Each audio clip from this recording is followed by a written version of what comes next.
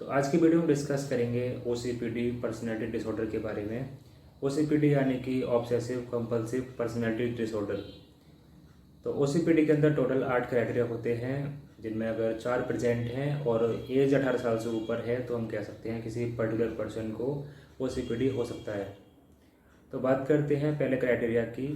तो ऐसे लोग बहुत ज़्यादा परफेक्शनिस्ट होते हैं या फिर बहुत परफेक्शन में रहना पसंद करते हैं। कोई काम करेंगे तो ऐसा सोचेंगे कि इस काम को एक बार में इतना परफेक्ट करूँगा कि इस मुझसे बेटर कोई कर ही नहीं पाएगा, और इसी के चलते उस काम को कभी पूरा कर ही नहीं पाते हैं या फिर उसकी शुरुआत ही नहीं कर पाते हैं कभी भी। बात करते हैं दूसरे क्राइटेरिया की। तो प्रीऑक्युपाइड होते हैं अपने डिटेल्स को लेके, लिस्ट को लेके। अगर इनको कोई शॉपिंग करनी होगी या फिर कोई सामान लाना होगा बाहर से, तो उसके बारे में इतना चिंता करेंगे या फिर लिस्ट बनाना शुरू कर देंगे, और लिस्ट बनाने में इतना टाइम निकाल देंगे कि जो मेन एक्टिविटी है वो हो ही नहीं पाती है। बात करते हैं थर्ड क्राइटेरिया की।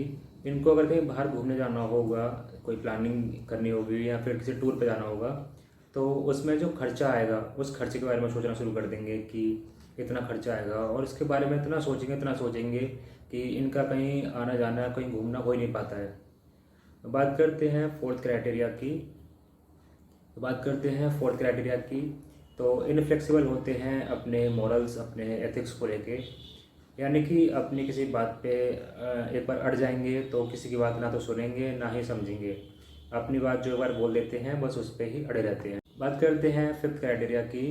तो कोई पुरानी चीज़ है तो उसको इकट्ठा करके रखेंगे, या कोई वर्थलेस चीज़ें हैं तो उनको भी संभाल के रख लेते हैं।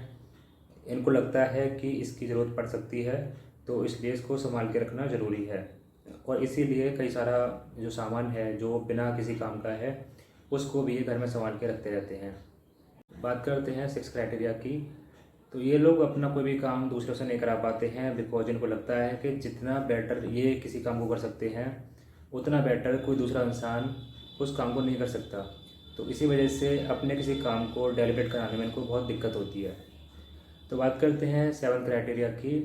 तो रिजिडली स्टबर्न होते हैं, बहुत ज़िद्दी होते हैं स्वभाव से, अपनी बात कह देते हैं तो उसके बाद सुनते नहीं दूसरे इंसान की, और इसीलिए दूसरे लोग इनसे थोड़ा बचना पसंद करते हैं, इनसे दूर रहना पसंद करते हैं, और ये भी इसलिए मोस्टली अकेले पाए जाते हैं। अब बात करते हैं एट्थ क्राइटेरिया की। तो अडॉप्ट करते हैं मैशरी एक्टिविटी के लिए, और पैसा इनके पास होगा अच्छा खासा, बट उसके बावजूद भी इसको खर्च नहीं कर पाते हैं, बिकॉज इनको लगता है कि इस पैसे को संभाल के रखना ज़रूरी है, क्योंकि कभी आगे कोई ज़्यादा अर्जेंट काम पड़ेगा तब इस पैसे को खर्च करेंगे। बट जैसे वो कोई काम आता है अर्जेंट काम, तब भी ये सेम प्रोसेस फॉलो करते हैं और यही सोचते हैं कि कोई इससे भी ज़्यादा अर्जेंट काम पड़ेगा तब इस पैसे को खर्च करेंगे। ये हैं टोटल 8 क्राइटेरिया जो पाए जाते हैं ओसीपीडी के अंदर, और ये क्राइटेरिया एज पर DSM-5 हैं। इनमें से 4 प्रेजेंट हैं और एज 18 साल से ऊपर है, तो हम कह सकते हैं किसी पर्सन को ओसीपीडी हो सकता है। और अगर आपके कोई नॉन में आपके कोई लव्ड वंस है जिसको ये लक्षण या फिर ये ट्रेड्स देखने को मिलती हैं, तो आप कंसल्टेशन ले सकते हैं। And thanks for watching the video.